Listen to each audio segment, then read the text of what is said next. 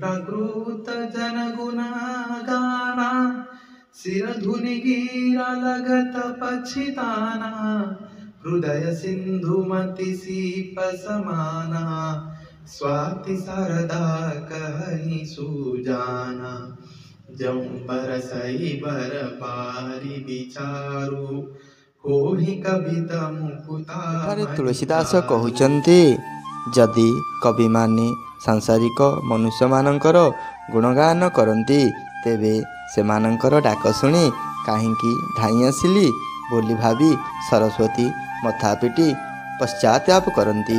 बुद्धिमान लोके हृदय को समुद्र बुद्धि को शामुका और सरस्वती को स्वाति नक्षत्र सहित समान बोली कही थांती। जदि एमानंकर संजोग काल रे श्रेष्ठ विचार रूपी जल बुष्टि हुए तेबे मुक्तामणि परी सुंदर कविता रचित होई थाए। जय श्री राम।